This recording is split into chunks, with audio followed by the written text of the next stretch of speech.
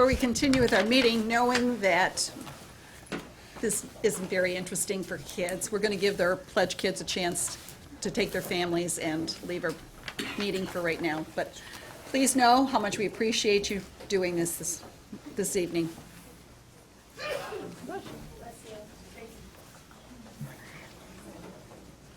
There are 3 seats right down here in front also.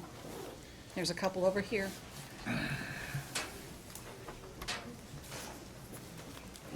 Before we get into roll call and everything, we have some, I'm sorry, this is after roll call, so let's go ahead and do roll call, Dr. Weaver.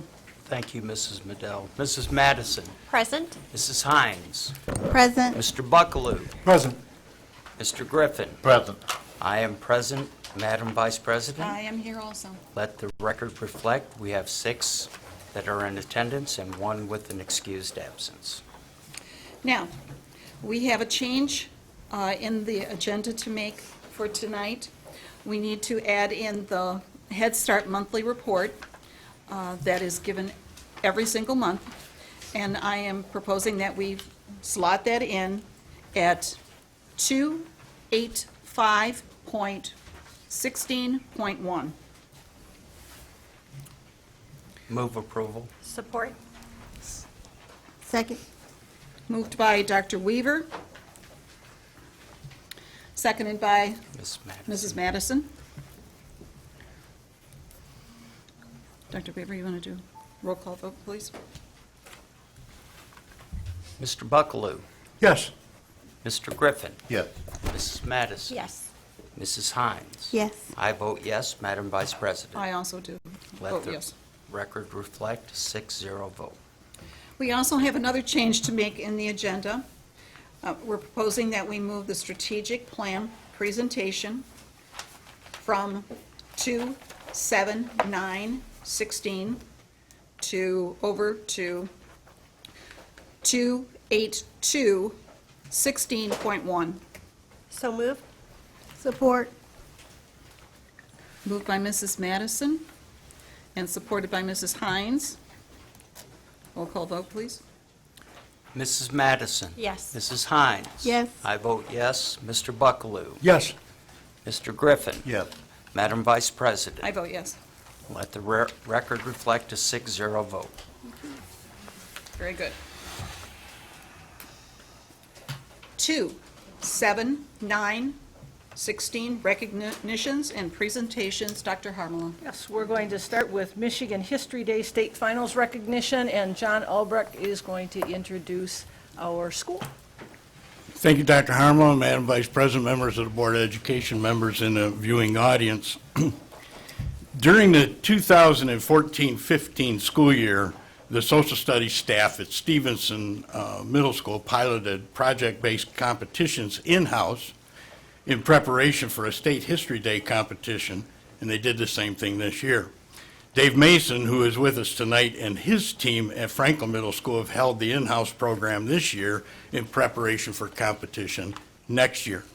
Stevenson students entered the competition this year, and 24 of them qualified for the state competition at Bay City Central High School. I had the privilege of going to that competition to view the students' entries there. 3 of our students were awarded first place in recognition for their group entry on Amelia Earhart. Those students are Ashley Taylor, Nina Scarpelli, and Letitia Cape. And with them tonight are their teachers, Sharon Sullivan and Lindy Angelo.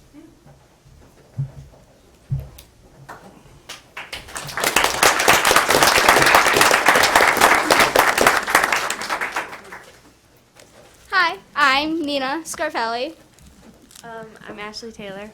And I'm Leticia Cape. and we are the makers and founders of our Amelia Earhart exhibit, where we constructed over a couple months due to our passion for feminism and Amelia Earhart herself.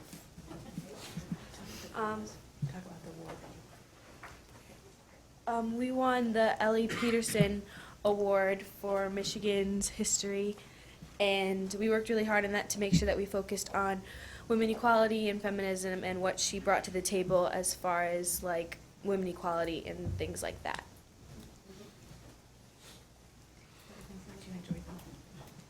What we mostly enjoyed about History Day itself was a great experience. It was our first actual year actually competing inside History Day, and all of the kids, speaking from everyone who competed, had a very great time competing. We had very rivalry between our classmates, and we all did a fabulous job, I should say.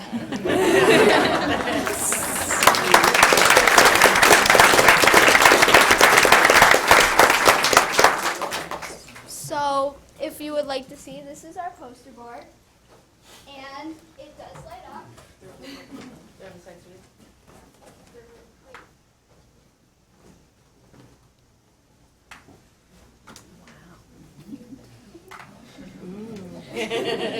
went with the pizzazz of it. We wanted it.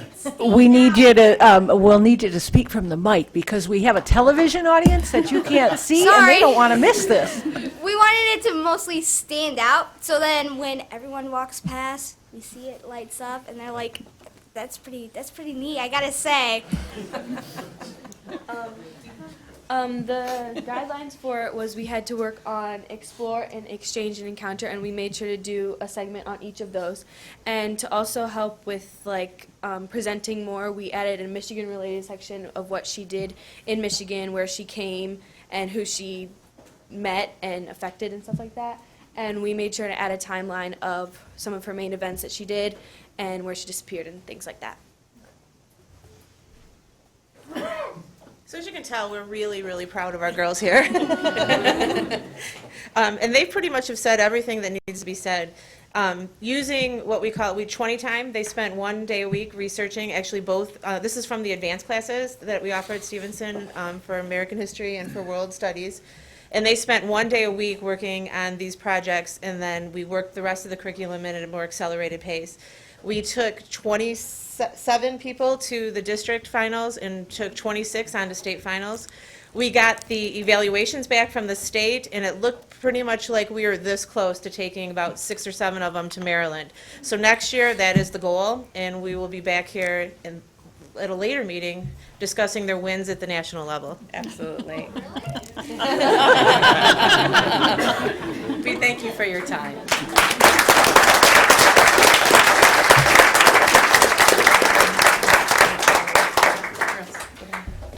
Does anybody have any comments or questions? We have a certificate. Yeah. Does anybody have any questions for our students before we have them come down? No? Okay. Come on down.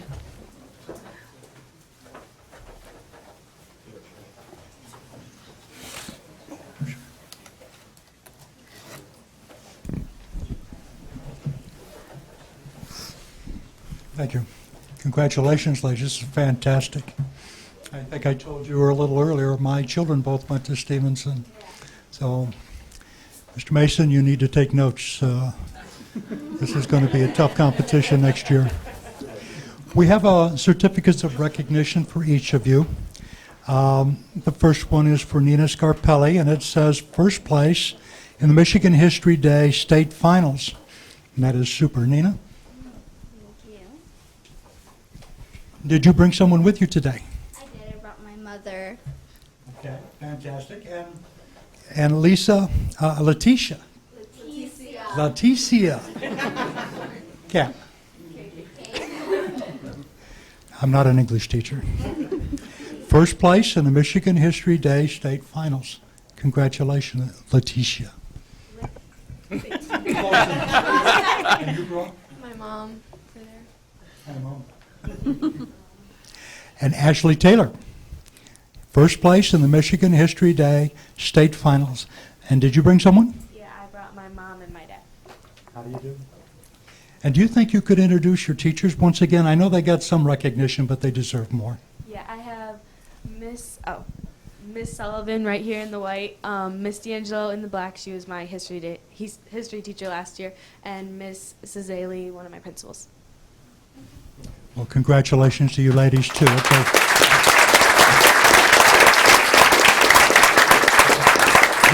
It's a fantastic job that you do getting these young ladies ready for competition.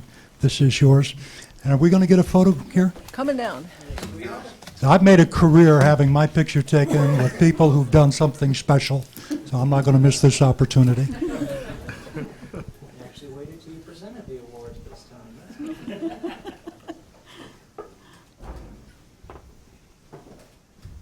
Just the three girls, please.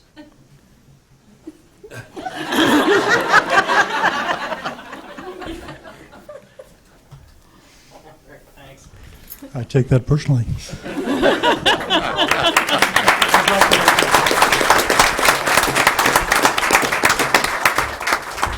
And again, we'll take a couple minutes so that if you need to leave, because I know you may have last-minute homework.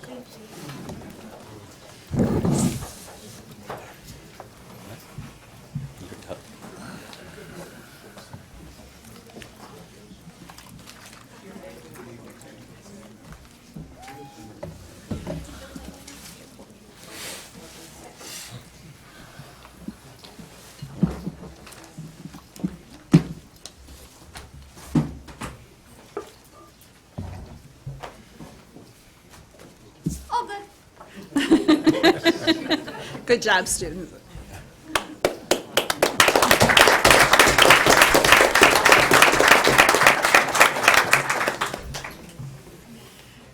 And again, that has opened up some seats, so if you'd like to sit down, because I know standing can take its toll on your knees.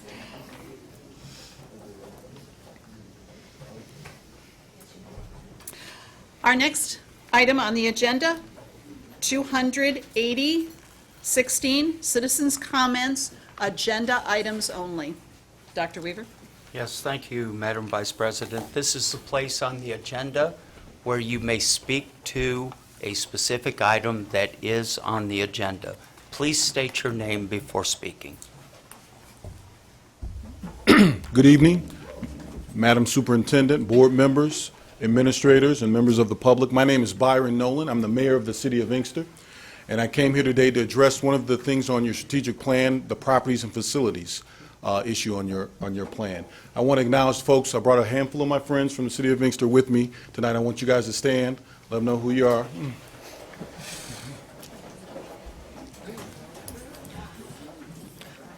Thank you.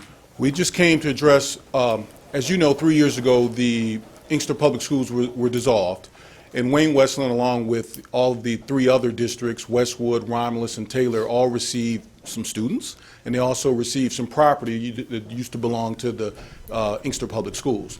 I think Wayne Westland is entitled to 2 pieces of property, one on Palmer and Henry Ruff, which is Old Blanchette Elementary, and then it's another piece of property on Parkwood Street between Henry Ruff and Middle Belt, which used to be Parkwood Elementary. We started this process. I was elected mayor last fall in November. And in January, I approached the state of Michigan and asked them, could we have our property back, essentially? So I started that process. I've met with RISA several occasions, and basically they directed us to the 4 districts, and I'm here to address you tonight to ask you for that same thing. As you know, the properties that are held by the 4 different districts, if any sale of the property has to go to the debt that was created by the Inkster Public Schools. So I think it's a win-win situation if this board decides to deed us back our 2 properties, let's say for $1, so we can develop those properties in our city pursuant to our master plan. I believe this body will benefit from that, whether it's residential development or commercial development. You will, of course, receive the school millage from those 2, from the property owners of those of that property. So your district will be enriched by receiving money. The only difference is, of course, you could keep the property and you could decide to sell it to who you want to sell it. We think it would be better to let the city of Inkster decide how do we develop that, since the properties are actually located in our city. So I wanted to come here today and ask you to consider that. I mean, you're not going to move on it tonight. I know you're going to talk about your strategic plan, so I wanted you to have that in your mind before you discuss the other properties and other things in your strategic plan. I'm open to any questions you may have. We've discussed this. It is a legal way to do it. RISA's already sent, I believe, a proposed deed over. We haven't reviewed it and finalized it, but there is a mechanism to do it, and the state does not have any objections to it. So I'm here to basically ask you to consider that at some point later this summer. Thank you. you. Thank you.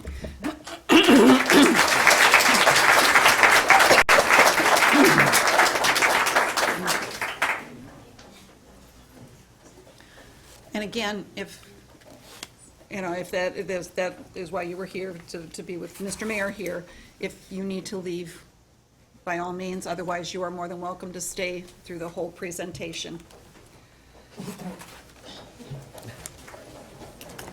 I know they have a council meeting tonight. A council meeting? Yeah. Pardon me? Okay, but I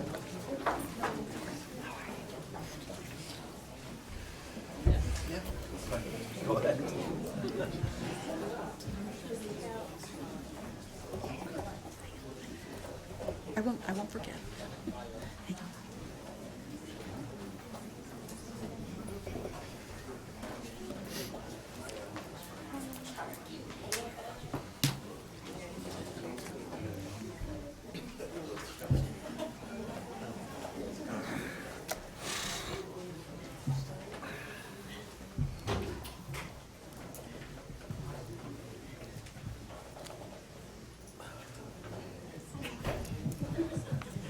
Yes, ma'am. Yes. What our rules say is when you have an issue like that and you have a large number of people who want to speak on the same issue, you nominate one speaker to speak on your behalf. And that's what they had done. So, go ahead. Your turn.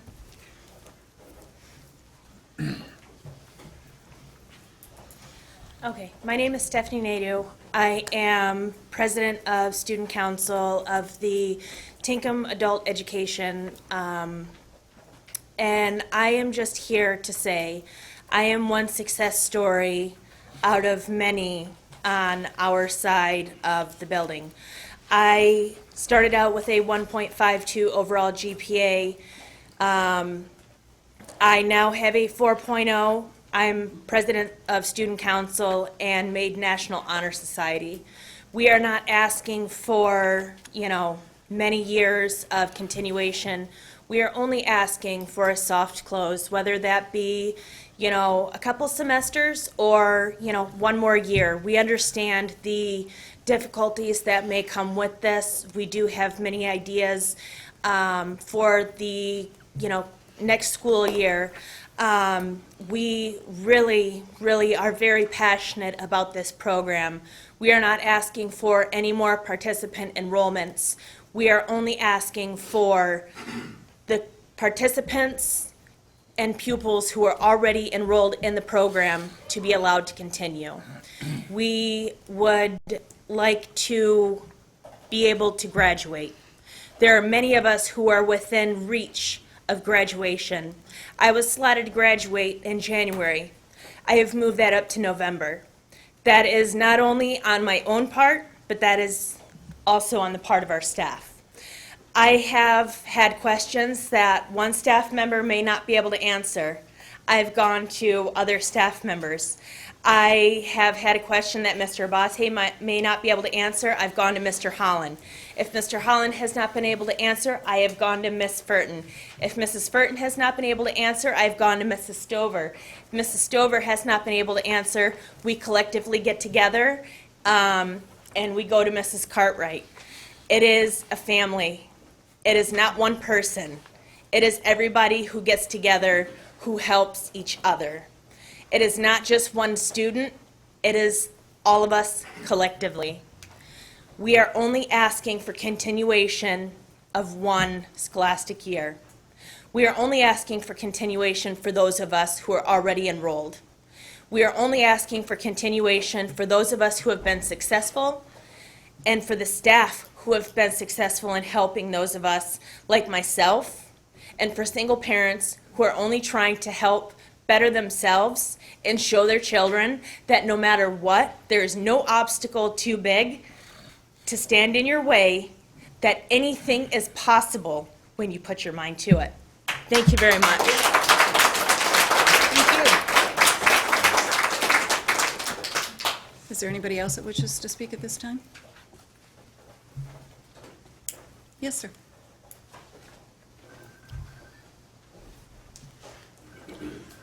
Good evening. My name is Robert Gaines III, and I am the chair of the National Action Network of Inkster and Western Wayne County. And just hearing the fact that Tinkham is closing, I figured I need to speak. I also work in the Farmington Public School District as a special ed para, where I have done this job proudly for the last 9 years.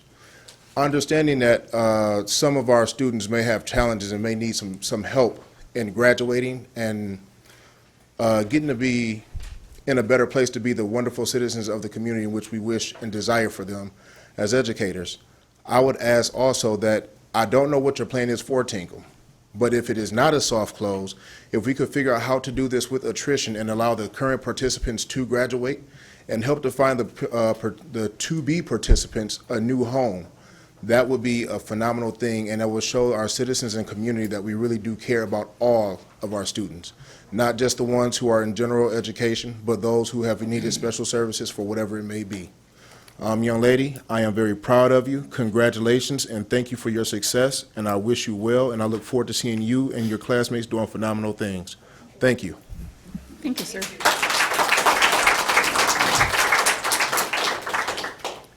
Is there anybody else? All right, seeing nobody else, we will continue on with the consent agenda. 2, 8, 1, 16, consent agenda. I'm open to a motion. Move approval. Support. Moved by Dr. Weaver, supported by Mrs. Madison. Discussion. Seeing none. Dr. Weaver? Mr. Buckaloo? Yes. Mrs. Madison? Yes. Mrs. Hines? Yes. Mr. Griffin? Yes. I vote yes. Madam Vice President? I vote yes. 6-0 vote.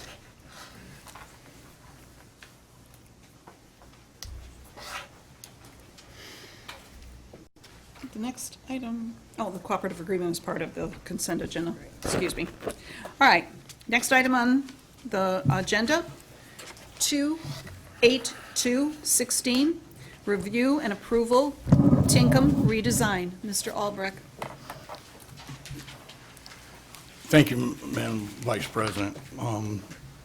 During the study session, we went through the presentation and reviewed the data that we talked about at the May meeting and again tonight. First, we're looking for a motion to take this off the table and put it back in the motion and put it back in with a motion and then discussion and determination by the Board of Education. All right, so I need a motion to So moved. bring this back. Second. Moved by Mrs. Madison, seconded by Mr. Buckaloo. Dr. Weaver, roll call vote, please. Mrs. Madison? Yes. Mrs. Hines? Yes. Mr. Griffin? Yes. Mr. Buckaloo? Yes. I vote yes. Madam Vice President? And I also vote yes. So we've now brought this back from tabled. So now there's a motion on the floor from before. It's open for discussion at this point.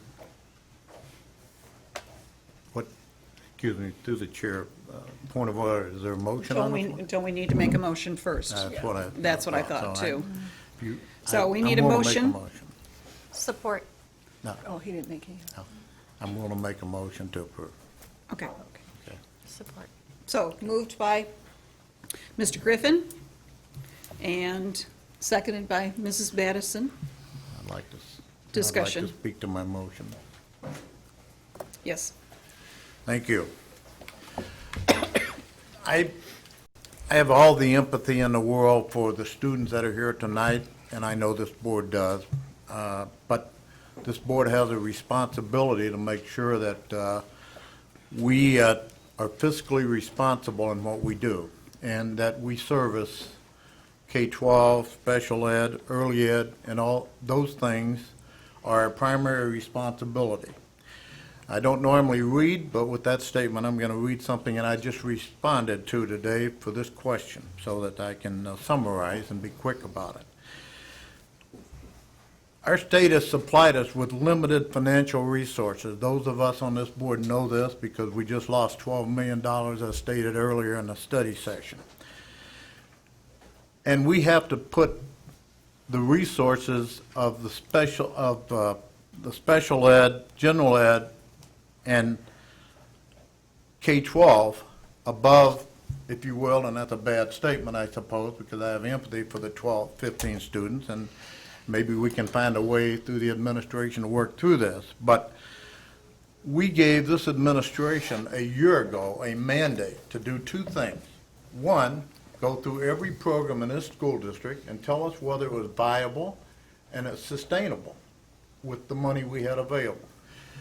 Go through every building in this district and tell us whether it was viable, usable in the future without tremendous amounts of money. This building would cost us $2 million to maintain. Now, as a board member, and I'll let the other board members speak for themselves, we do have a declining population of about 350 students a year.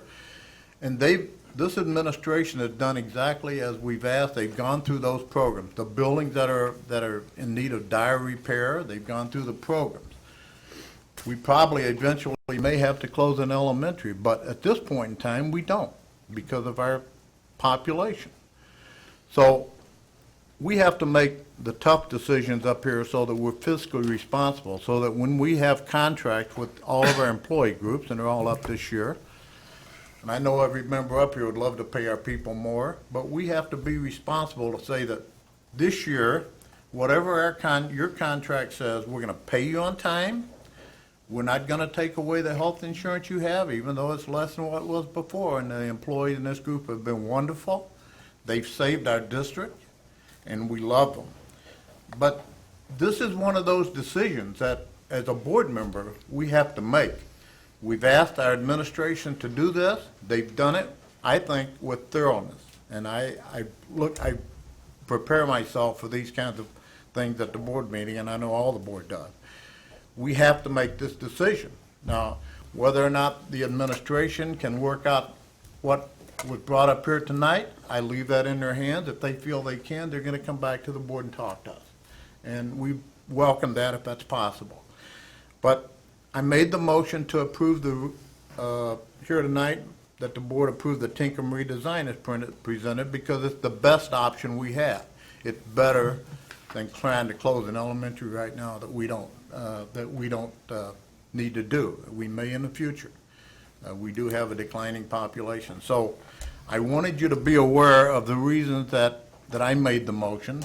I have all the empathy in the world, as well as this board, for all the people that sit here, and we'll do all that we can to maintain their future, reassign them, get them back in their job in another school building, whatever it takes, we'll do that. But this administration has done what we've asked, and therefore I made this motion because I believe this is the best option we have for school closing now that affect the least number of people in our district, that keep our K-12, special ed, and early ed people where they should be. Thank you, Madam President. Dr. Weaver, did you have something to say? Comment, yes. I just wanted to say that we are a district that 83% of its budget is spent on people. We're not, that's not lost here tonight. That most of the monies that come in go to our employees. And as we start thinking about that and thinking about going forward, as Mr. Griffin mentioned a little bit earlier, I firmly believe this is not the ending, but a beginning. We have to align our budget with what the governor and the legislature give us. I'm not talking about passing the buck. This board has to make a decision tonight. I understand that. But I please want you to understand that we are being forced into this kind of measure. We don't just cut employees because it's the fun thing to do for the week. We do this because it's necessary. And each and every one of us that sit on this board either swore or affirmed an oath that we would take care and do our best to take care of K-12 public education. And I believe that by this motion, that is what we're doing. Thank you, Madam Vice President. I have a comment, and my heart goes out to everyone who's involved in this, but at the same time, I am very concerned about our budget with the early warning legislation. If we don't keep a fund balance, the state can take us over with an emergency manager. We will have no say-so. They can bring in all kind of people to take over our district, so we do not want that to happen. And I feel, I definitely would like our teachers to get more pay. That is really big on my heart. So we do have to be able to free money up for those contracts as well that's coming up. Even, I've been a part of this district from kindergarten to high school, so I'm well invested in this district, and I want to make sure that we succeed. We have a serious transportation issue that's coming up where we can't even afford buses. So, the budget is really tricky. Like I said before, I do not want to be taken over by an emergency manager. We have a duty to the public to make sure that our education is being funded for K through 12. So, that's my position on that as well. I'm going to need a few minutes for this. First of all, I do want to express, on the contrary and in support of my board and our administration, it's my impression that we are not near an emergency manager. And I would encourage my fellow board members that we think carefully. Loose lips sink ships. And we are not nearing an emergency manager due to the smart decisions that have been difficult thus far that have been made. I don't want to keep sending the message out to the community that emergency manager, emergency manager. I think we need to be mindful of what we're saying, and we don't want to send that message. That is why we're here tonight making difficult decisions, and we have countless time and hours going in to the budget continuously, is that we have been able to stay afloat due to the difficult decisions. And am I correct in saying that, Mr. Albrecht, that we are not nearing an emergency manager? That Well, I think you have been, as a board, have been very fiscally responsible keeping us afloat.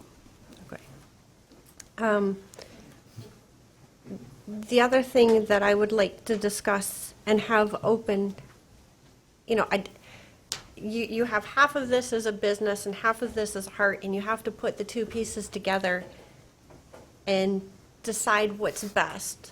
Part of what I'm looking at into this is removing the financial aspect, because we are in the business to spend money on people. As part of that, I wanted to ask a few questions that I had thought about. If a student is taking a program over the age of 19 at the Career Technical Center, are they eligible to move into state and national certifications as like a local community college would allow, or is it just a certificate that they took the class? So the participant, when they finish a 1-year or 2-year program, get a certificate of completion. There's certification requires another step, which means passing state requirements. So, but they are eligible to get that elsewhere, yes.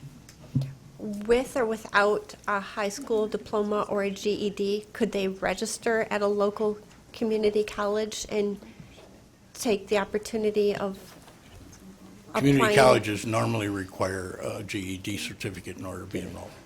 So if we were to vote tonight to not get rid of the program, they would be eligible by completing the high school diploma. But if we voted to close down that portion of not making the diploma optional, could they enroll in the GED program That is correct.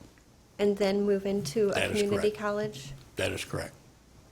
And then there, they would have to do the technical. Whatever program. requirements would be left for them to complete, yes. There are state tests that go along with that. If we did phase it out, do we have any locations if we phased out where we could continue with the whole plan, and phase out where would we have the space in any of our other facilities? there are space, but I would say for the participant programming for Career Tech, no, that would have to take place there. And in the high schools, I want to reemphasize the fact that there is one participant who is within, well, now 1/4 of earning a diploma. The rest need a year or more. And so that's kind of weighing on us. We intend to find a way to provide for that person who needs one more quarter to earn a diploma, even if it's at our cost. So we could continue to move forward regardless of the decision. For that person, yes. Do we have any opportunities or alternative options for the ones that have more than a year? As we mentioned in the study session, they can seek education at Starkweather, Southgate Adult Ed, and other Romulus Adult Ed. Romulus has a program as well for participants. Or they could do the GED program here? Correct. GED or high school completion. And I have just one quick question too about the building, where they were saying it has multiple repairs. And what I'm concerned about too, like what if we do expand the program and all of a sudden now we have these building repairs on top of trying to move it over to, that's what I'm kind of concerned about as well. Like how long will the buildings last? Because you guys had gave us information earlier saying it's going to cost so much to keep the building running. Some of our maintenance costs are attributable to some of the things we're dealing with, a roof that is failing, an HVAC system that is significantly outdated, worth about $1.6 million in today's dollars. We don't have that money set aside or budgeted for that purpose. If we were to lose that HVAC system, that's what it would cost us to keep it going. Do we have the staff, if we did phase out or continue to proceed as we've been, do we have the staff for the programs for next year for over at Career Tech? Is it guaranteed, not guaranteed? We've had, it is not. All of the staff most of the staff that teach at Career Tech are not certified teachers and require annual reauthorization. It's a state requirement. A significant, and Ms. Ball talked about the number of the staff who teach as part of the day program as well. Some of them have indicated to us they have no interest in continuing to teach at night, but that's not in writing, so I can't say that for a fact. There's no guarantee. But they've indicated that they don't want to continue to teach in the evening. And so it's difficult to find people to teach that programming and go through the annual reauthorization process for part-time position or as extra work. So the certification process is separate for the evening compared to the day? No, it's the same. It's the same. But typically in career and tech ed, the people that are in that program are not certificated teachers.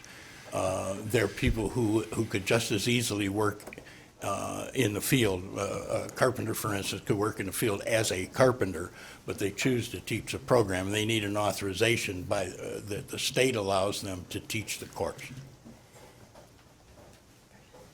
I got one question with that as well. Could we assist the teachers with getting the certifications and some type of program to help them out as well? I'm going to pass that. Yeah. A number of our teachers in the Career Tech program do hold vocational certifications, and there are a handful who have annual authorizations. That's a permit that the district actually applies for on behalf of the teacher, and they have to meet the qualifications for that. And that happens often in areas of high expertise. The staffing challenges that surround themselves with the Career Tech evening program are great because they work typically 9 hours a week. So, we do have a number of staff who have indicated that, while they'd like to support the program, they've been doing this for a number of years and would like to focus on the daytime program. But for those staff who are displaced, they're welcome to apply for open positions that we have in our district, neighboring districts, and if they need sub-permits or what have you to do that, we can help with that as well.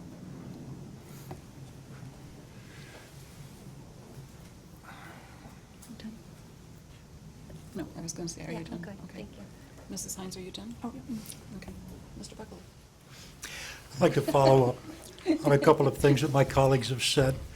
Mrs. Madison was talking about assistance to students in the program now, and you had said that we definitely are going to go ahead and give some assistance to that one student that is so close. Last month, we had some discussion about providing guidance services to those students who are still in the program and would be searching for something else should we vote to close it down tonight. So I'm hoping that we're going to provide those guidance services, and at the same time that we can do all that we can do through human resources to help any displaced teacher or other staff member find employment elsewhere in our district or even outside of our district. And I realize there are limitations to what we can do, but that we should try to do and should do all that is possible. And so I'm really concerned that we don't just simply leave our people, whether they be our students or our employees, in the lurch by this decision, but that we continue to address their needs going forward. There's been some discussion about finances. We cannot control the revenue stream that comes to us. We can go to Lansing hat in hand, and in fact, we've done that, but it isn't very effective. We're going to get what we're going to get, and it has nothing to do with what we need. We're left with the choice of cutting programs in order to fit the remaining budget. We can't simply go out and raise taxes. That's something we lost 25 years ago. That's not an option for us. We don't have that authority. We're going to live with the money that the state gives us and with the other sources of revenue that we get from the federal government and these little things that come our way from RESA and so forth. But we're going to have to live with what's given. We can't insist on having. There is no good choice tonight. I too have empathy with the folks at Tinkham, whether they be teachers or students. I know the good work that this program does. I've been close to it for 40-some years. So I appreciate what goes forward. Killing that program is not a good choice. But at the same time, letting it continue on and remain a drain on our limited financial resources is equally not a good choice. I hope tonight that we make a right choice for the district. It won't be a good choice, but I hope we make a right choice. Thank you. Anybody else have anything? I do have a question. If this does go through as planned, does this jeopardize us in any future of potentially reopening the program by closing it? I'm not sure I understand. I'm sorry. Well, currently, we're set up to get some sort of funding from the state to allow us to have the program. By stopping the program, does that jeopardize us where we potentially, if things change in the future, could we reopen it in the future? The answer to that is yes. Not the actual facility. The facility situation would be the same as anyone. If you wanted to reopen a facility, you have to do that within 3 years, I believe, and you have to meet code and all that kind of thing. The entity itself, which is a 4-digit number, 9241, would remain open in the system because we would still be running GED and ESL programming attached to 9241, so we could add or subtract programming from that at any time. So if something should change. Correct. We would be able to re-flourish the That is correct. program. That is if we correct. decided. The same would be true of the adult programming or the evening programming at Career Tech. The same would be true of that. Okay? I think my fellow board members have expressed their opinions very well and very eloquently. I was on this board the last time we closed buildings. It's never an easy process. It's heart-wrenching. It affects everybody's life, whether your building is closed or your program is closed or not. At that point, we said that we would do everything we possibly could to maintain programming for our students. Unfortunately, we've done everything we possibly can, short of, stopping transportation, sports programs, things that will kill a school district. It's a very emotional, hard decision to make, but one we know that we have to make tonight to go forward. And each one has expressed that concern when they spoke. We did challenge our administration to find where we could trim. We've been told by local legislators that we haven't tightened our belts enough. And we have told them that you're wrong. We have tightened as much as we can, and to the point where we were hurting our employees. This is the recommendation that they have come back to us. We have to give it serious consideration going forward. And we have to make sure that we take care of those that we are eliminating programs or jobs. We will do that, if that is the wish of the board tonight. Going forward, we will take care of our people. We've always taken care of our people, and we will continue to do that. With that said, is there anybody else who has anything else that they wish to offer? Then I will call for the question. Dr. Weaver? Mr. Buckaloo? Yes. Mr. Griffin? Yes. Mrs. Hines? Yes. Mrs. Madison? With the expectation that every student receives the assistance and the opportunity for assistance as stated tonight, I vote yes. I vote yes, Madam Vice President. Yes, reluctantly. Let the record reflect a 6-0 vote.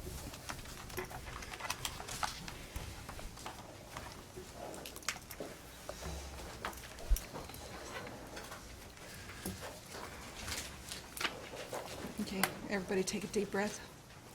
I Yes. wonder, Chair, Vice President Medell, if we might take just a few minutes. The next presentation on the strategic plan is going to take about 40 to 45 minutes. And if people need a stretch break or an opportunity to get up, I would want to indulge them and not feel like they have to sit for another 45 minutes. That would be okay? All right, 5 minutes. All this back into session. Okay, thank you, Madam Chairperson. All right, you have in front of you some PowerPoint slides. They look like this, Board of Education. Those in the audience, they were out on the table outside the front door, and they're on the screen for our viewing audience as well. So the presentation that we're going to provide tonight is relative to the work we did this entire school year to develop a strategic plan. I'd like to introduce John Silveri in the audience, who will be joining me in the presentation. He's going to stay seated for a little bit and then move to the mic during his time so he doesn't spend the whole evening standing. So he will join us at the mic for a couple of the slides that we have. The slide on the screen right now talks about the outline for the presentation itself. So I'm going to review the process we used to construct our strategic plan. We're going to review the stakeholder feedback that was provided for all of us. That includes our stakeholders' views of the characteristics of an ideal school district. Boosters and barriers they perceive will come into our success. And I'm going to make some connections with that feedback to our mission, our vision, and our beliefs. We're going to review the goal areas that were established by you as a Board of Education a year ago. We're going to look at the goals we're proposing for the strategic plan by area that you set up. We're going to also review the proposed goals by year of proposed implementation. I'm going to spend a minute or two on the science of implementation and the importance of a narrow focus, and then we'll talk about next steps and have some time for Q&A. For flow of the presentation, it might be good if you had questions to jot them down, but certainly if there's a burning question, just flag me down so I slow down long enough for you to jump in. If you look at the strategic planning document itself that was provided to you, and that was in your Board of Education packet, it started off with, of course, table of contents and describing the product itself. But the content of the strategic plan included a statement of our mission, vision, and beliefs, and I'll come back to those in a minute. As I mentioned, the characteristics of an ideal school district, the goal areas with a brief description. Then it gets into a description of the strategic planning process, the various members who participated in various groups, as well as the stakeholder meeting dates we had for the public. And then the most important part on page 10 of the draft document is a one-page summary of the goals by area. This would be the version you could pin up on a bulletin board and say, I know the goals of the Wayne Westland Community Schools, and if that's all the information you need, you'd be just fine. Then on pages 11 through 19 is what I would call the Cliff Notes version of the strategic plan. It provides a summary of the strategic goals by area, as well as some of the key action steps we would take. And then beginning on page 20 of the actual strategic plan product itself would be what I would call the novel version, and it includes many, many details, which I'll share in a little bit to give you a better picture of that. And then starting on page 42 is the appendix, and that is actually the summaries of all of the stakeholder feedback, as well as the recommendations from the ad hoc advisory committee, which we'll speak to momentarily as well. So that gives you sort of the flow of the documents you have in front of you. Our strategic planning process started about a year ago with the vision of you, our Board of Education, wanting to engage our community in setting both near-term and far-term goals. You selected 6 goal areas. You also allowed us to use Michigan Leadership Institute, for short MLI, to facilitate that process. And the intention there was to ensure that all of our stakeholders' voices were heard and that the resulting plan represented the feedback from our stakeholders as well as the expertise from our personnel. We also established a core guiding team that provided oversight ongoing throughout the process, and I'll say more about who that group was. We held 15 community meetings, which Mr. Silveri will talk a little bit about in a bit. And we had an ad hoc advisory committee as well that did some work, and he'll also describe that. We engaged the staff in a goal development process from February to just prior to this board meeting. And then now you're actually the 5th bullet on that slide, where you're reviewing and considering the material tonight, although you won't give an approval of this until the June meeting if you choose to do so. Then we would have ongoing annual review and monitoring of the plan, as well as ongoing strategic guidance by you, the Board of Education, and the Superintendent Steering Committee. So let's start with our core guiding team. Our core guiding team was a group of 5 people, and then also John Silveri attended that. It was Kim Drobnich, a purchasing secretary for our school district, myself, J.C. Irvine, a teacher at the Career Tech campus, Lorenda King, a parent, and also Sally Madison, Board of Education trustee. And this group is a subset of my Superintendent Steering Committee, and they agreed to take on an extra responsibility of ensuring that the process the board determined would be what we would use for strategic planning actually happened, and make course corrections along the way. So I'd like to ask JC, I know he's here, and Lorenda, and you know Trustee Madison, if Lorenda and JC would stand up, I'd like to thank you for your many, many hours of support. they did that not just on the core guiding team, but they did it 6 times this year with the superintendent steering committee. And they're actually still on the hook for more work next year because their terms are not up. So thank you again. At this point, I'm going to ask John Silveri to go to the mic, and he's going to talk about our ad hoc advisory committee and then our stakeholders meetings and the various feedback. Thank you. I do want to thank the board before I jump into this for the opportunity to come into your community and interact with so many bright and passionate people that make up your school community. You know that you have those folks here. I didn't know that, but I certainly have found that out over the last few months, and I really enjoyed the process. I do want to commend you on being bright enough and wise enough to engage those smart and passionate people in your strategic planning process. So you see the slide that's up is the Ad Hoc Advisory Committee. Towards the end of the process, really, the Ad Hoc Advisory Committee's purpose, and these were all volunteers, it was a representative group representing all of the stakeholders who provided feedback throughout the process. That would be students, parents, community members, and staff members. Some of these folks participated during some of these stakeholder meetings and volunteered to continue as part of the steering committee. Some of these folks volunteered through your website, and we brought them on board and engaged them through this process. We engaged them in the really challenging task of taking all of the feedback from all 15 of those meetings from so many people and really synthesizing it all and boiling it down to the most important things that arose from all of that feedback. I think when I looked at their eyes after explaining the task and passing out to them Appendix B, which you see in your handout, their eyes got pretty big, and it was kind of a, you want us to do what reaction? But to their credit, boy, they did, I think, a remarkable job with all of that data to really go through and to see, when you listen to students and parents and community members and staff members, what are those things that people hold dear and that are very important overall in the Wayne Westland schools. And once they had done so, their job was to put it all together and then make a recommendation to the district that district administration then took and went forward with, and Michelle will be speaking to that shortly. And if I could just also thank the members of the Ad Hoc Advisory Committee who are here, and if I call your name, would you please stand up too? Alfred Brock, and stay standing for a minute. Tracy Colangagello.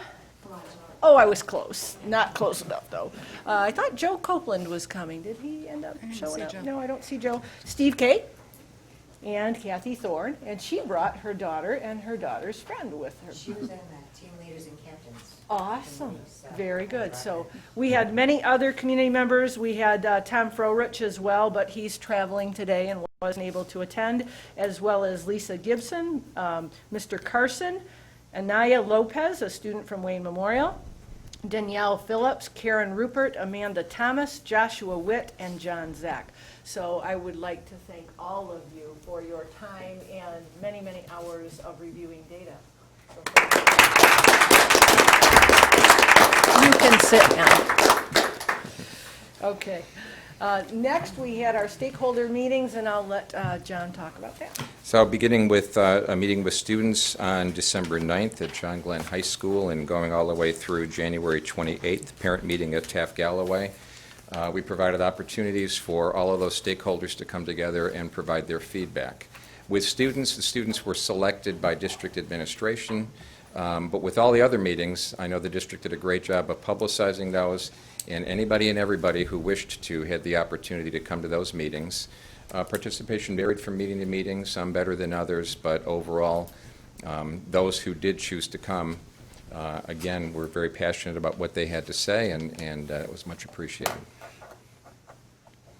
So one of the things that I asked them to do, it was really to kind of think big, take a step back, and not just focus on, everybody can come to a meeting like that with a bit of an axe to grind and something that they don't like and would like to kind of voice a concern about. But I asked them to think bigger than that and to think about what they viewed as characteristics of an ideal school district. So don't just think about Wayne Westland schools.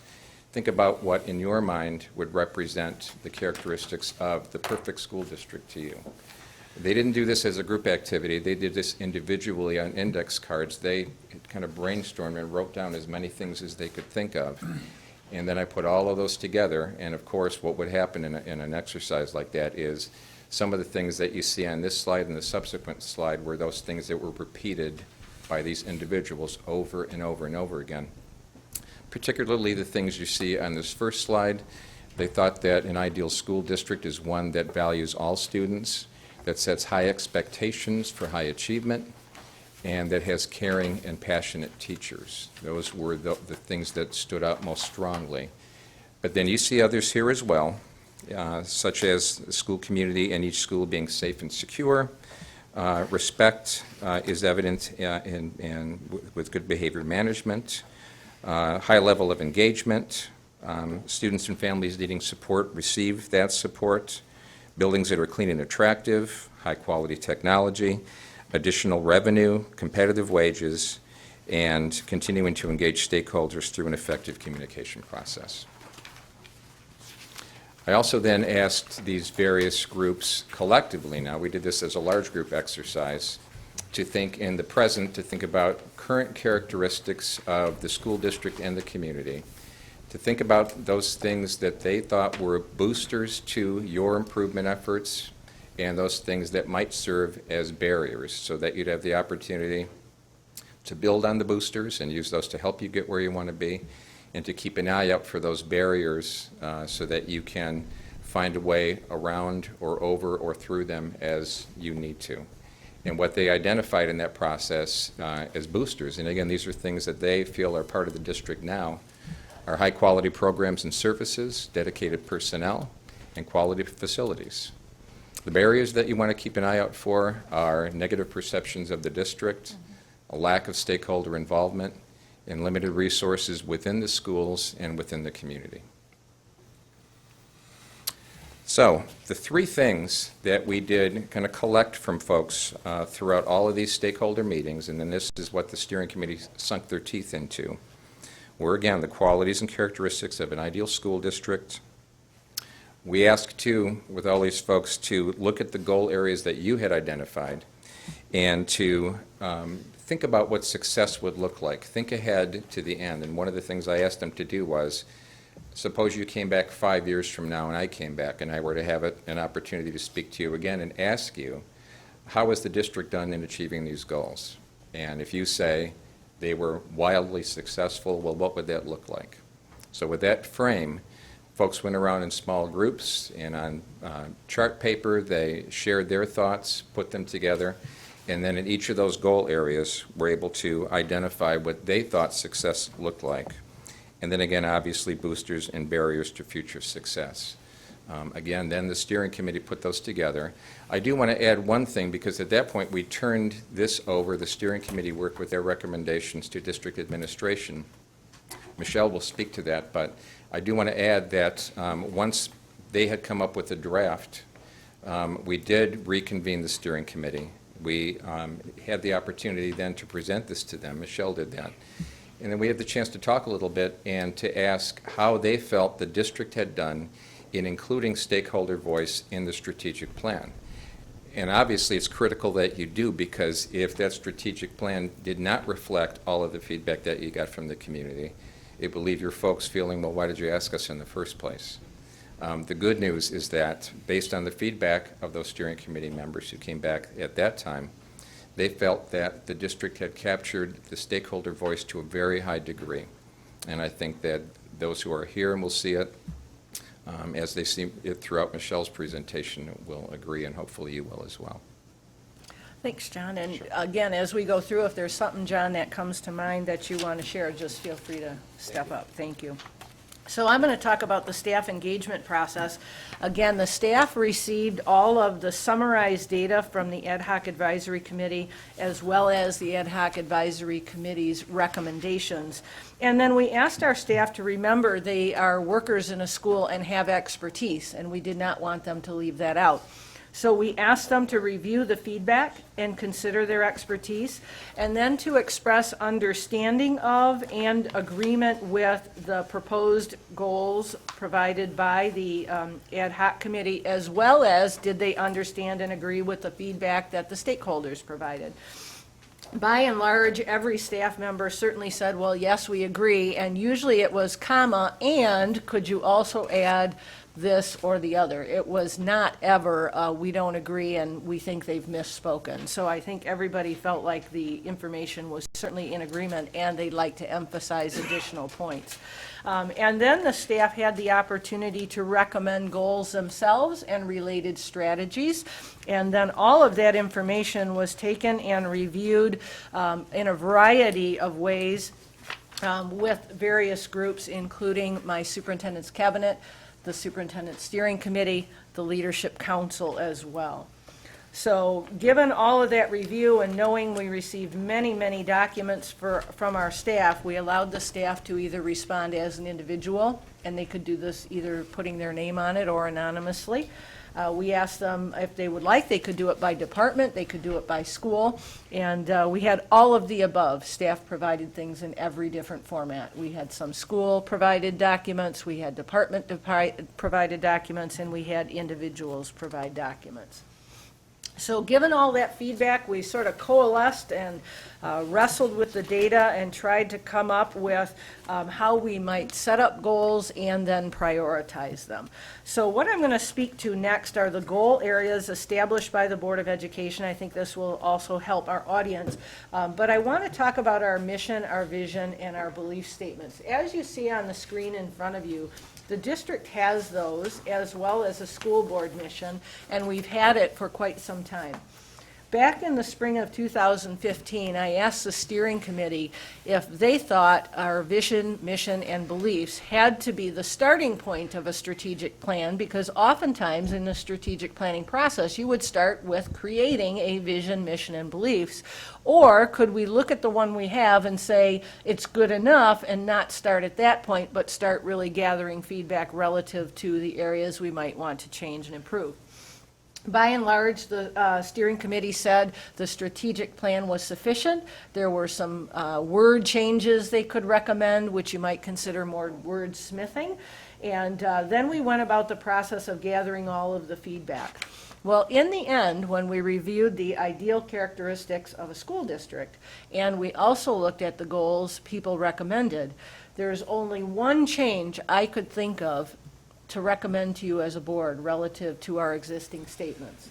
No change in the mission, no change in the vision, but in the belief statement, we had not included the word current challenges for our students, and that our belief statement said we would prepare them for future challenges. Our stakeholders reminded us throughout the process, don't just prepare them for the future, but make sure we're preparing them for the here and now and the challenges they face as well. So the recommendation I have for this board when you look at the plan in total would be that dark bold word current be inserted between that and future challenges. So the sentence would read, we enable our students to meet current and future challenges. And that would be the only change I would recommend to the existing mission, vision, and belief statements. And I believe that would capture the essence of the feedback we received. So I'll come back to that later, but for right now, let's look at the goal areas. Under the district's mission and vision and belief, we were looking at these statements as a way to focus on immediate as well as future challenges. Our vision obviously provides a focus for our work and captures the reason we exist. Our mission provides an overview of how we would accomplish that, and our beliefs describe our values and the parameters that we put around our actions. The instructional plan, that ensures we have high student achievement. It puts the focus on what we want students to know and be able to do to ensure they learn and grow in knowledge, skills, and applications through the various programs and services we offer. And that we focus on what's important for student learning and growth during and beyond their school years, and then also ensures compliance with federal, state, and local requirements. Excuse me. We also have programs and services that we offer within the instructional department, and those are really the vehicles that help us to ensure students learn and grow. We want to make sure that we offer a variety of ways in which students can be engaged, and we also, again, need to make sure we meet all federal, state, and local requirements in our programs and services, and then provide those ones our community determines are beneficial. In the area of attracting and retaining high-quality staff, our employees, as we've already talked about on a variety of occasions tonight, are our most important asset. They ensure that our students grow and learn and attain the successful outcomes. Their work is aligned with our vision, mission, and beliefs, and they help us to attain all of our goals. And we must, in this district, focus on retaining staff as well as attracting new staff as we turn over. And we want the most qualified and dedicated personnel within our district. In terms of properties and school buildings, we want those to support our instructional plan, and the location of those facilities and where we put students is really simply a location of where we deliver program and services. It's where the growing and learning takes place. We know they're necessary, but we also know it has to match our footprint, what our enrollments are like and what our instructional plan demands. In the area of funding, we need to be able to ensure we can fund our strategic plan, which includes all of our important work. And we looked at things including a bond issue, but as well as other feedback provided by our community. This would define and align our resources to ensure implementation of not only our instructional plan and programs and services, but all of the properties and facilities that we operate. And the area of funding really goes beyond just dollars and cents. It's all of our resources. How do we put those into action? And then we added a last section, which the board did not have in the areas you asked us to consider, because we found we were getting sort of general operational recommendations. And so we added an area of support that included food services, transportation, communications, and promotion of the Wayne Westland Community School District. That didn't seem to fit neatly in any of the other categories. So I'm going to put a slide up that actually is simply representative of the novel version of the strategic plan. I am not going to speak at this level of detail as I go through the final part of the presentation, but this is there for everybody's reading pleasure. Every one of our focus areas has strategic goals listed. Important key action points. It wouldn't be every action you'd have to take, but it would be the big ideas. There's a measurement statement that gives a general review of how we would look at measuring the success. We have a few items of the current state. Again, not every detail, but it gives a little bit of a picture of where we are currently. As you would know, some things we already do in part, other things we need to enhance, and other things we need to start from scratch. Standards of excellence are also included, so we know what we're aiming for. And then we've also listed the Department of Leadership so that we would know what department is primarily responsible, not for doing all the work, because we still want to include our stakeholders, but making sure the work gets done. And I know, John, you got a lot of feedback about including stakeholders along the way, so I don't know if you want to add anything to that or not.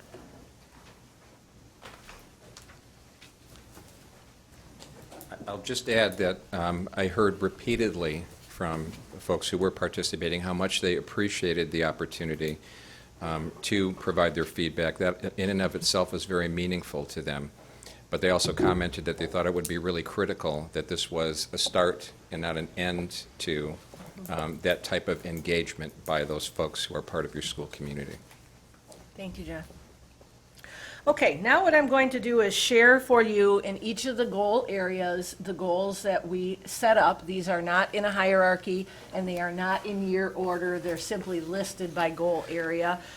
So if you look at the screen, and because we have a viewing audience and sometimes they can't see them, I'm going to quickly read them, but I know you have them in front of you. And again, they're not in priority order. So within our mission, vision, and beliefs, we want to demonstrate high levels of learning and growth for our students. We want to graduate students who are college and career ready, and we purposefully have the word college in quotes because our stakeholders said, don't just think college and university, but think career and technical education, think apprenticeship programs, think technical or any kind of on-the-job training. So think more broadly than what one might think of as a typical college or university. Graduate students who have successful careers, enhance and create a culture of inclusion, including fostering high levels of parental involvement, and engage our alumni to support our school district. The next two slides talk about the instructional plan and the programs and services, and of course this would be the area where the bulk of our goals land because that's our primary work. So we want to ensure instruction and related programs and services align with what we want students to know and be able to do. We want to assess and support the social, emotional, and behavioral needs of our students. We want to ensure individualized learning for all of our students that is inclusive of life skills, vocational and career-related skills. And we want to individualize learning for all students by implementing interventions to enhance student success.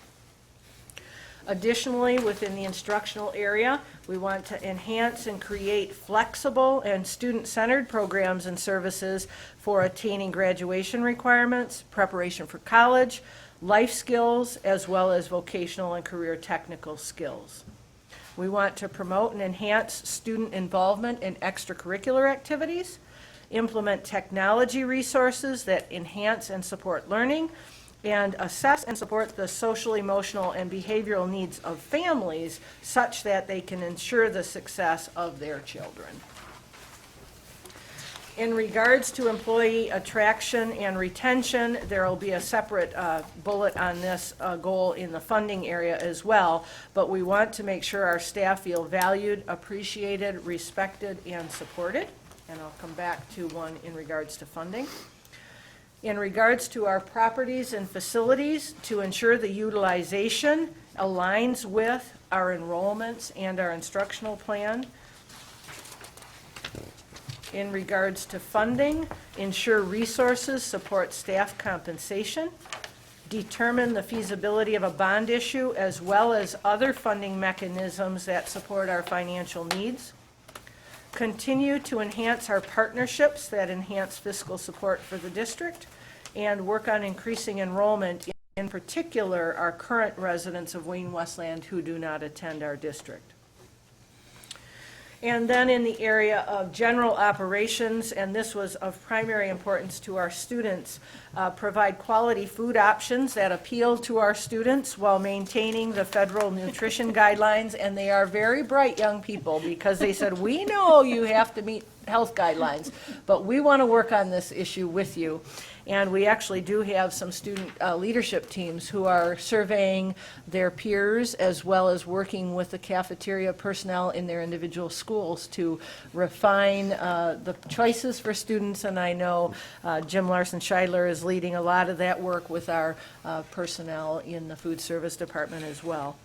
We must enhance the efficiency and dependability of our transportation services, and then we want to make sure we increase the number and variety of communication and marketing tools we're using to promote the district as well as enhance communication. So take a deep breath, and then what I'd like to share is how we've sort of arranged these by year.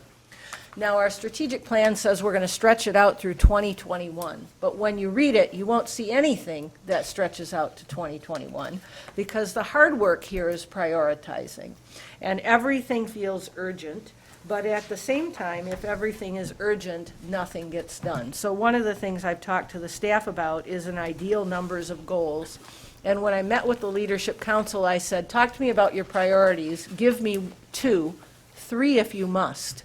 But try and stick to 2, and then give me 2 or a third one if you just have to give me a third. So as we surveyed our staff as well as looked at the feedback, the 6 areas are all represented in the goals, and then you will see that there are 8 bullet points altogether between this slide and the next, which means we came up with 8 really important goals.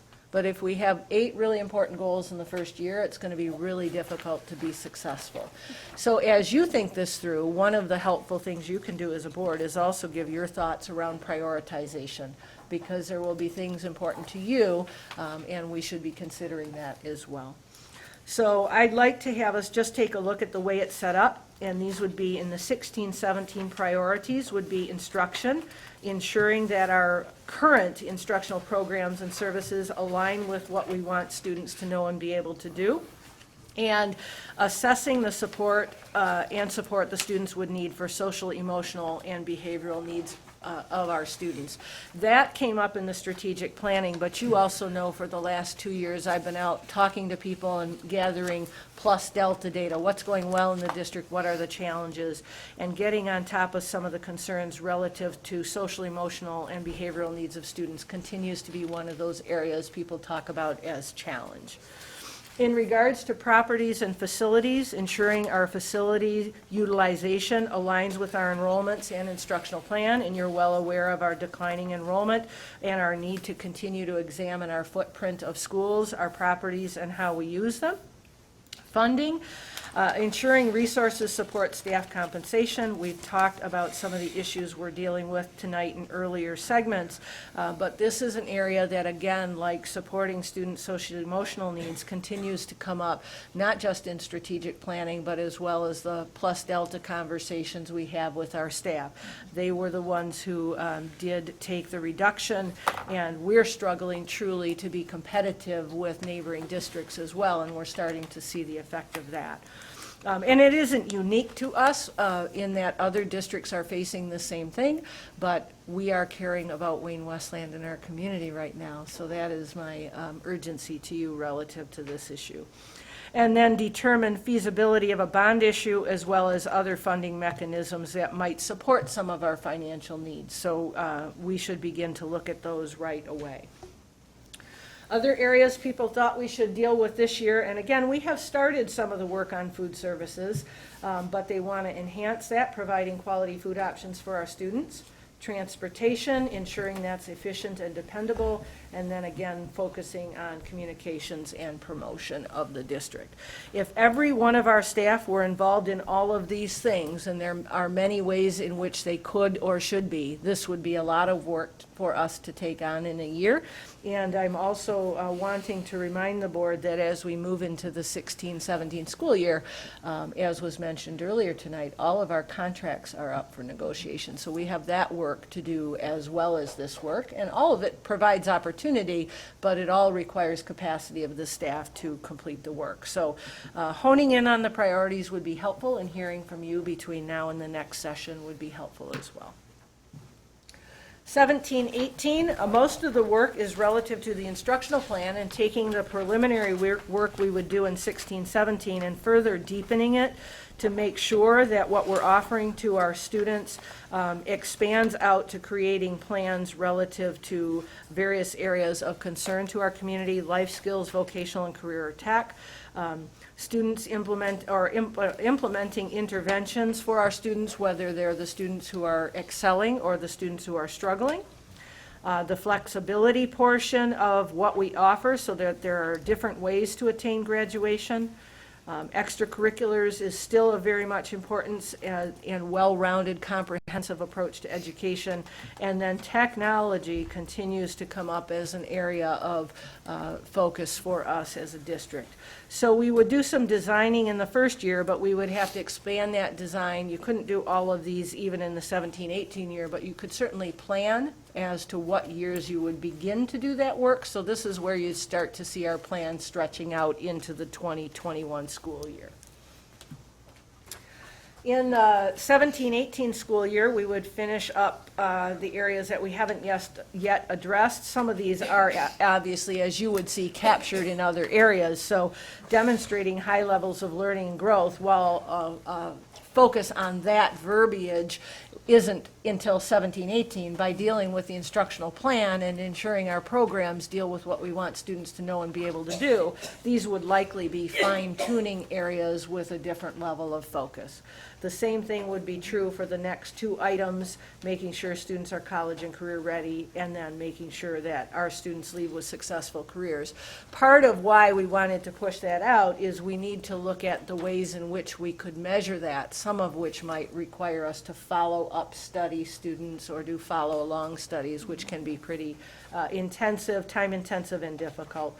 And then again, you see employee retention in 17-18, but I don't want anyone to misconstrue that we're not valuing them now or working on those items now. This would just give us a very deep, refined focus, and we're doing lots of things right now to kind of get pieces rolling. We're looking at grants, we're looking at the implementation of our new growth and evaluation models, which make more clarity to what we want our staff to know and be able to do. So again, it's sort of defining current state, defining desired state, and then addressing the gap in between those. Okay, 18-19, we would have the vision, again, expanding some areas in the vision for more parental involvement and a more inclusive community, focusing on our alumni and finding ways to enhance what they do.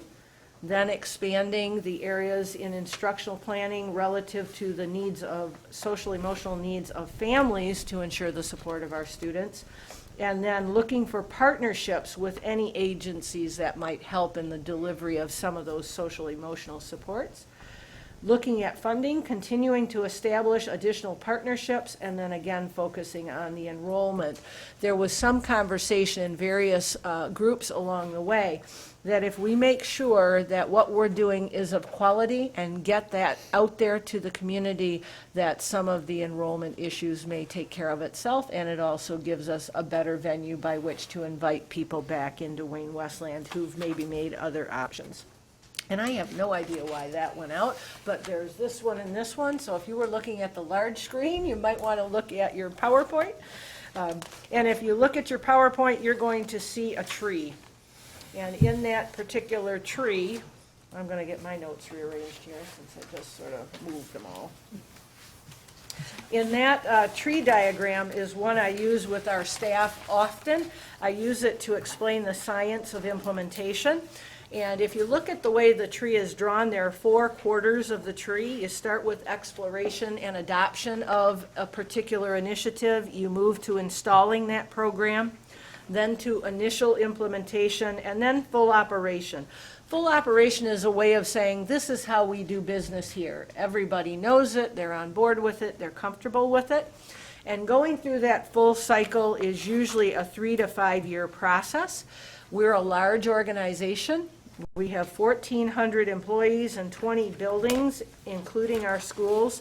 So moving an initiative from exploring and adopting to full operation, the way Wayne Westland does business, takes time. And there are expected bumps along the way. Most initiatives fail due to poor implementation of the idea or poor understanding of the complexities of a particular idea. They usually do not fail because the idea is bad or the people are bad. It's usually a hard time with implementation. Another reason things might struggle is because of the lack of clarity around the problem you're trying to solve, such that the solution doesn't address the actual problem. Some of our goals will require us to dig deeper into each of those areas. Hence, you saw us propose more of a process orientation to a goal, look at the current state, engage stakeholders in defining a desired state, and then engage stakeholders in defining how we would address the gap. So I want to make sure that you understand that we can plan for good implementation. We're working with our staff to understand this diagram a little bit more and to understand that bumps come along the way. It has returned good. But because of the complexity of implementation, I want to have us try and focus on some doable goals, especially in the first few years, so people can see us be successful and feel motivated to attain the rest of the plan. You'll also see, you might be wondering about the seed bin on the bottom left. That's because educators, you as a board, we're all idea people, and we can come up with many, many good ideas. The problem is that there isn't always the capacity to implement. So if we use a seed bin, that means we hang on to the idea and we bring it back forward when we might have more capacity to implement. And then, quite frankly, the trash, if you remember with gardening, good trash composts, and feeds that tree. There are things we should be taking off the tree and not doing if they are not working well for us or not part of our primary mission. And it doesn't mean that they're bad. It simply means we are at a point in education where we can't continue to do everything. If you look at that tree and you envision filling it up with apples that were very heavy, you want them to be well balanced on that tree so it doesn't split, so that our initiatives, if we're exploring something, we have other things in full operation. If we are installing something, we have things in initial implementation. So we have a nice, well-balanced tree. If we're exploring and adopting too many things, the first half of the tree, exploration, adoption, and program installation, are the most difficult areas of change, and they take the most capacity and the most time. So I always tell people envision all the apples on the left side of the tree, and the trunk will split, and things won't work well, and we'll want to blame the idea. Instead, it's our implementation. So I use that as an analogy. It seems to speak to people, but it helps us to remember it takes about 3 to 5 years to implement at scale to turn something into the way we do business now. And for more detail, I have provided the actual steps of the implementation. This one's never near as fun to look at, but it defines some of the pieces of those steps. So for example, in exploration and adoption, you're identifying your need, you're gathering information, you're assessing the fit. By the time you get to full operation, you're fully staffed, you're fully resourced, and this is the way we do business in our district.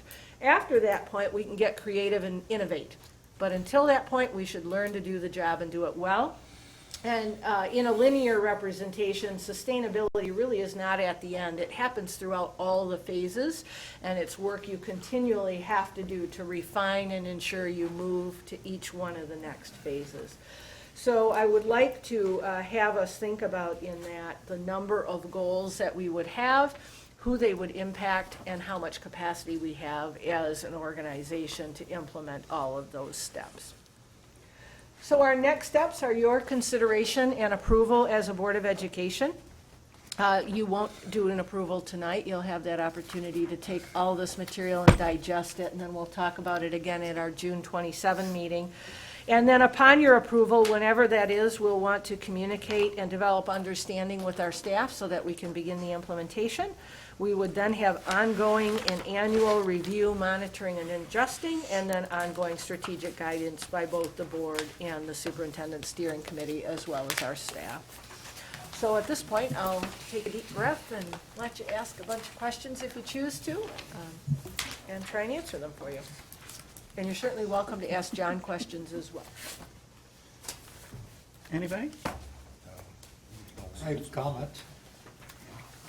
Dr. Harmala, I believe at perhaps the very first meeting of your superintendent's steering committee, you did an icebreaker and you broke us up into 4 groups based on certain characteristics. And while I don't remember much of it, I do remember that there was one group with a dominant characteristic, which was the ability to discuss in place of ever acting. This is a daunting task, but I would encourage everybody to think this through and then commit on the 27th of this month to doing the job and not thinking about how difficult it is going to be to accomplish all of this. It's past time for discussion, it's past time for data gathering, it's time for implementation. And it's not going to be easy. I have one question. about the bond issue, how can we implement that? Like, how could we go and to do research to see, do we have an aging population? Will they go from, how will we be able to look further into that? So I'll give you, in your actual packet itself, you'll see a section where we would convene stakeholders to talk about those issues and study them, and you'd have to look at what are you bonding for. So, for example, are you bonding to do something different with buildings? Are you bonding to do something with transportation or technology? What is the purpose? But we would need to convene a group. That's why having the instructional plan done first is critical, and making sure we know where we're headed that way, and then looking at our enrollment projections, our facility utilization, transportation, we're getting a clearer and clearer picture of. And you can decide that through various mechanisms. You know, you could decide you want to do something small and deal with an immediate need. You could decide you wanted to do something very large and deal with many needs. But we're going to have to convene our stakeholders, and we would have to get their thoughts about that. I think that what you bring up was representative of the feedback from our stakeholders. If you look in your appendix, you'll see bond was spoken about, but not as highly as look at many other ways of resourcing this. And I think we have to do that. I think the difficult part is what are other ways students or school districts can generate enough revenue to do the things we need to do. And so those are the challenges, because, you know, I mean, I use this as a ludicrous example, but I think it represents it. We had legislation about how many bake sales you could have. You can't bake sale your way into these issues.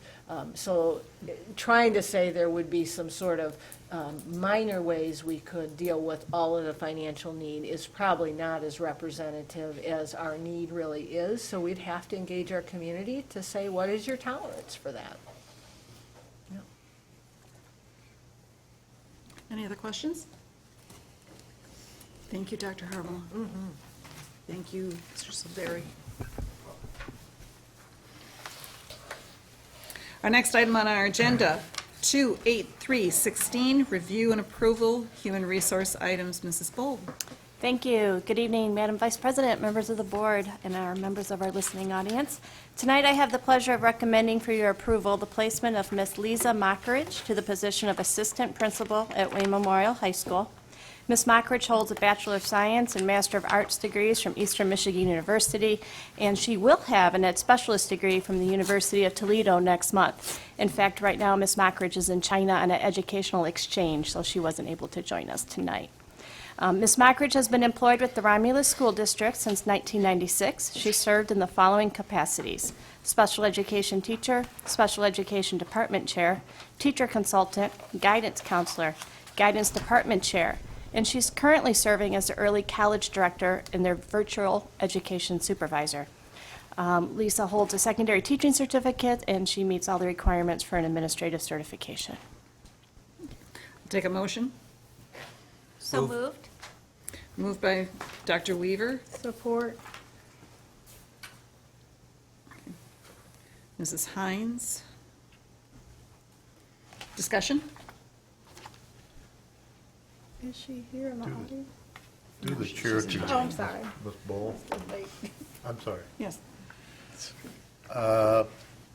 We have a schedule, I know. Can you tell me what step that she's going to, the individual start at? Yeah, she's starting at step 1. Okay. How many, yeah, never mind. I don't want to know. There's 8 steps. This is her first year as an administrator, so she will be on step 1 of the 8-step scale. Out of 5? 8. Eight. 1 out of 8. Thank you. Thank you. I should know that. Thank you, Madam Chair. Any other questions? Dr. Weaver? Mr. Buckaloo? Yes. Mrs. Madison? Yes. Mr. Griffin? Yes. Mrs. Hines? Yes. I vote yes, Madam Vice President. Yes. Let the record reflect a 6-0 vote. Next item. Boy, I hate this one. Non-renewal of instructional contracts. Mrs. Bull. Yes, thank you, Madam Vice President. Due to declining enrollment, I'm requesting the board approve the non-renewal of the instructional contracts for 4 teachers who will be laid off for the 16-17 school year. As an informational item, it is likely that some, if not all, of these teachers may be recalled to either alternative or to partial assignments due to attrition.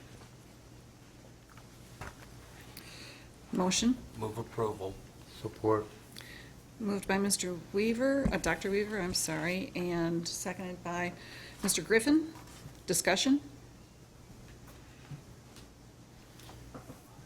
Dr. Weaver, roll call. Mr. Griffin. Yes. Mr. Buckaloo. Yes. Mrs. Hines. Yes. Mrs. Madell. Yes. And also Mrs. Madison. Yes. I vote yes as well, 6-0 vote in the affirmative. Next item, 28416, review and approval business services and finance item. Mr. Larson Scheid. Thank you, Vice President Madell. And the basis of this resolution is to ask the taxing authorities to levy taxes. This tax resolution has 18 mills for non-homestead, 5.56 mills on service debt obligations, and .9922 mills sinking fund. There have been no changes from prior year. And this is the one we do every single year, right? Every single year. Take a motion. So moved. Support? Moved by Mr. Griffin, supported by Mrs. Madison. Discussion? Dr. Weaver. Mr. Buckaloo. Yes. Mr. Griffin. Yes. Mrs. Madison. Yes. Mrs. Hines. Yes. I vote yes, Madam Vice President. Yes. Let the record reflect a 6-0 vote in the affirmative. Mr. Larson Scheidler. All right, thank you again, Vice President Madell. The next resolution is to authorize a line of credit for school operations. We are requesting authorization of $5 million line of credit for cash flow purposes. We lowered this from $8 million last year based on cash flow analysis and anticipated fund balance. A line of credit is with J.P. Morgan Chase, our bank. Upfront fee of $7,000, a rate of 2.5%. The line of credit allows the district to borrow for short periods of time and repay when funding is received. Total fees and interest in 2014-15 were $26,000. This year, they are $23,000 to date. I anticipate that to go up as we near the end of the year.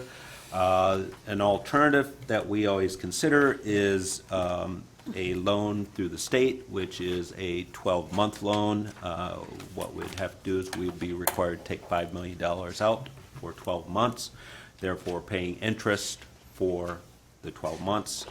So the cost there would be a minimum of $50,000 for a $5 million line of credit. So we are much better off with a line of credit. Why we need a line of credit is that state aid payments are received for 11 months, not 12 months. School districts receive payments for 2016-17. It will be October through August. State payments are distributed 20th of each month. So the district will go from August 20th through October 20th, or 60 days, with no funding from the state. Our fund balance is low, so we require to draw on the line once in a while. If a payday comes before the 20th, when we receive state aid, we have to borrow to get through the 20th. So, Take a motion. Move approval. Hang on. Move we need to- approval. All right, moved by Dr. Weaver. I need a second. All right, I'll second it. Discussion. I just have one quick question. Now, how much is exactly in the fund balance as we speak right now? about $3.5 million. 2.5? Yeah. That's not cash on hand, that's Just fund the balance. fund balance. Right. And one more question too, because now with that fund balance, like I said before, with the early warning legislation, how can we increase it? Like, is there any way we can up it a little bit? I mean, what can we do to get more money into our fund balance? Look at programs like we did tonight. Mhm. That's a start. You know, I anticipate the fund balance to be to increase slightly this Mhm. year. You know, the things that we did in 13-14 with our staff, the 5% cuts that they took, the hard cap on insurance. All that is starting to turn around. Last year was a break-even year. This year we should start finding a surplus on annual operations this year and hopefully increase next year. Thank you. Anybody else? Dr. Weaver? Mrs. Madison? Yes. Mrs. Hines? Yes. Mr. Buckaloo? Yes. Mr. Griffin? Yes. I vote yes, Madam Vice President. Yes. Let the record reflect a 6-0 vote in the affirmative. Next item up on the agenda, 28516, resolution for Michigan High School Athletic Association membership. 28616, Board of Education Committee reports. Mrs. Madison. Yes. Policy Procedures Strategic Planning Committee, we met on May 24th, 2016. Present was Dr. Michelle Harmala, the superintendent, Sally Madison, trustee, and Carol Medell, trustee, and community member Ron Madison. The meeting started at 3 p.m. The committee reviewed the final format of the policy manual developed by Lusk Albertson. It will be provided to each trustee with the Friday update on May 27th. The committee discussed possible approaches to revising the current board operating procedures known as BOP. The discussion included a recap of the processes used to develop the current BOP. The committee would like to explore the possibility of using Lusk Albertson to assist with this work. Additional information as to the feasibility and related costs will be provided through the superintendent. The superintendent's questions related to the procedures for paying the board stipends will be addressed as needed within the revision of the BOP. The committee would like to convey a special meeting after June 6, 2016 to address the superintendent's evaluation. The committee proposes to use the same tool as the past and review that moves the process to a January to December cycle. A meeting date will be determined as soon as possible. The meeting adjourned to approximately 30 p.m. Excuse me. Okay. Is that it for committee reports then? Okay. Next item on the agenda, 28716, superintendent's report. Thank you, Vice President Medell. I'd like to take a moment and congratulate all of our students for a wonderful and a successful year. Our seniors graduated on Friday, June 3rd, and Saturday, June 4th, and all of those ceremonies honored our students and were tremendously well attended. I think they went off very, very well. Our other students, you still have 2 weeks to go, so keep learning, keep growing, and finish strong. You're not off the hook quite yet. I'd like to thank all of our staff for their work this year as well, as they'll be gone by the time we have our next board meeting. Without all of you, we would not be the wonderful school district that we are. And I'd like to actually reflect on a few things that we did this year that I think are points of pride. We made great connections within our community and had their support to create the Champions of John Glenn High School Mentorship Program, which is a complement to the already existing Champions of Wayne Memorial High School program. And I'd like to provide a special thank you to Westland Community Foundation and Glenn and Patty Shaw for their generosity in getting that program started. I think this is a representation of that bullet within our proposed strategic plan to say continue to enhance partnerships that help to provide some of the funding for the things we believe are valuable for our students. We also reopened the John Glenn High School Planetarium, again, thanks to the hearts and pocketbooks of many of our community members and our alumni, and we're working on the plan that will be shared with the broader community for how they might use that planetarium going into the future. That'll be posted on our website. Our efforts aligned with our governor related to career and tech ed, which I am saying, yes, our efforts are aligned with our governor, which means to look at career and tech ed and try and get more people in our state taking advantage of high-skilled trades.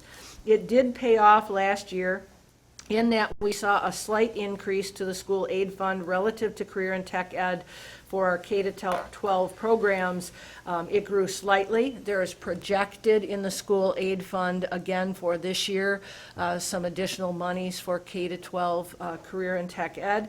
We're still working hard with the Michigan Department of Ed on what that formula looks like, so it's kind of two separate issues. Our work with Lansing did pay off a bit, and our work with the Michigan Department of Ed we continue to progress with. I'd like to share that the continuous work we've done relative to helping our legislators understand the negative impact of the current electric choice bills has so far kept those at bay, although we keep hearing them resurface of late. If you'll recall, electric choice saves our district approximately $400,000 annually. That will be important to preserve. We were awarded this year a significant technology grant of approximately $1 million to help us improve our K-12 schools, both infrastructure and devices. That was our SRS grant. We celebrated the fact that we had schools come off the state's priority and focus list: Hamilton, P.D. Graham, and Walker Winter. We had 5 schools join the family of Leader in Me schools in our district. So P.D. Graham, Elliott Elementary, Edison Elementary, Adams Upper Elementary, and Stevenson Middle School implemented Leader in Me for the first time this year. We now have 12 Leader in Me schools, and 8 of those schools have received all of their funding through foundation grants. We have completed our revision of the board policies, which was a big undertaking by all of you, and tonight we presented a proposed strategic plan to you. It's been a busy and it's been a productive year.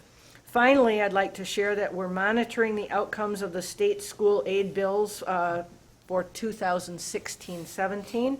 We will bring a budget forecast to you at our meeting at the end of June. Hopefully we'll have fine detail from them by then, but as you know, sometimes we're still guessing at the end of June when we have to provide a budget to you. I'd like to wish everybody a wonderful and rejuvenating summer. But finally, what I'd really like to say is thank you to all of those who participated in the discussion tonight relative to Tinkham. Our staff, the participants in the program, you as a Board of Education. This collaboration is critical in areas that are difficult for us to deal with.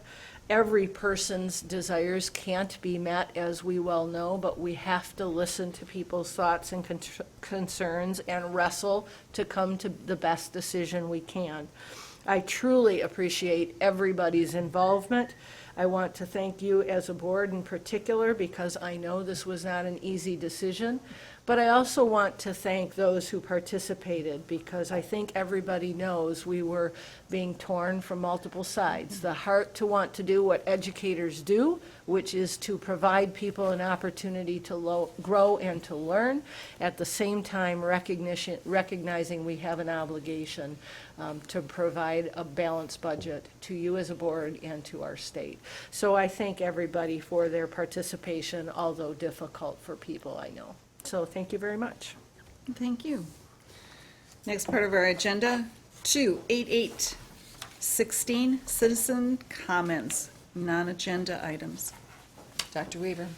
This is the place on our agenda where we allow citizens of our cities to come and to share what is on their mind. Seeing nobody, I will continue then with 28916, review and recommendation, Board of Education. Mr. Buckaloo. Thank you, Mrs. Medill. Well, we've done graduation, or at least most of it. There's still one more evening of graduation later this week. It was my pleasure to attend the Building Trades Open House, see some of the fine work the Career Tech folks do. Honors at this past week for John Glenn and for Wayne Memorial.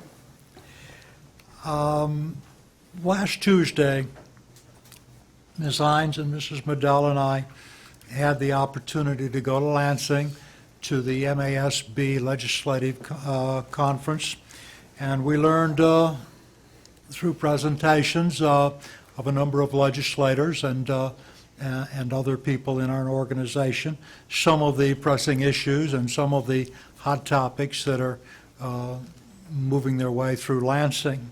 I had an opportunity to attend a Finance Committee hearing, and it does look like, as bad things go, it's not going to be too bad this year. Following that conference, we had the opportunity to move over to the Farnham Building, where we had almost an hour sit-down with Senator Colbeck. And we talked with him about energy choice. We also talked with him about the need for adequate funding for education. And he heard us out. I don't know that he was moved, but he did hear us out. And it was a polite conversation. I think on his mind at the moment are social issues more so than financial issues. But we'll keep plugging away on that topic. We certainly need to increase our funding stream if we're going to do the things that are necessary, if we're going to be successful in our strategic planning. So that's it, I guess. Oh, tomorrow we have underclass awards tomorrow morning at 8:30 at John Glenn, and I believe it's 6 o'clock for Wayne Memorial at Stockmeyer. Yeah, thank you. Thank you, Mr. Bucklew. Mrs. Madison? It was a long meeting tonight, and I'll keep it as brief as possible. I just want to reach out. I know most are gone. I'm just hoping the word does get passed on that I would like to encourage every person involved in the process today that will be impacted to take advantage of the opportunities that are still there and available, and also to reach out to administration and staff at all levels. I'm confident that everybody would be there to offer resources and alternative options. And keep in mind that while we did have to make a tough decision that by no means was easy to any person, there are still resources and options that are still available. So just keep in mind that while one door closes, it is a door, not a wall. A new one has opened, and to just keep moving forward. There are always options. We did have a wonderful graduation ceremony for all the students with fantastic, wonderful alumni speeches. And again, as Dr. Harmala said, there's still a little time left for everyone there in school. And I wish everyone a happy, safe summer. Thank you. Mr. Griffin? Thank you, Adele. I just want to wish all the students that graduated in the honors convocations that I was able to attend success in the future. And I just think that our school district graduates great people, and it's proven by $4 to $5 million worth of scholarships from one school and the other school. Both are over $10 million. I mean, they don't get that by not performing in the classroom. So it was nice to see the results of this Board of Education and the administration effort. So go forward and enjoy life and do your best. That's what I have to say. Thanks. Thank you. Dr. Weaver? Yes, congratulations to our graduates and to those who are still involved in classes. We hope you have a productive 2 weeks and get to that summer reading as soon as possible. Thank you, Madam Vice President. Thank you. Mrs. Hines? I would like to congratulate the class of 2016. I was amazed, like they said, the honors ceremony, to see that John Glenn had $5 million in scholarships and 15 valedictorians, and Wayne Memorial $6.7 million in scholarships. That's a host of children going to college in our partnership with Eastern Michigan University. And as a board member, I definitely would like to see if we can get more of those relationships with the universities to get money for our kids to go to college. I also like to concur about the MSAB conference that we had. It was a lot of valuable information about a lot of issues that will be coming up pretty soon. We even were able to discuss with the senator about seeing if we can maybe put transportation to the sinking fund, because the legislators are the ones who make the laws, and if we keep complaining and saying, hey, we need more money, that can help us out as well. I was able to go to the field day over at Marshall Upper Elementary. That was awesome. Family night over at Franklin. That was pretty awesome.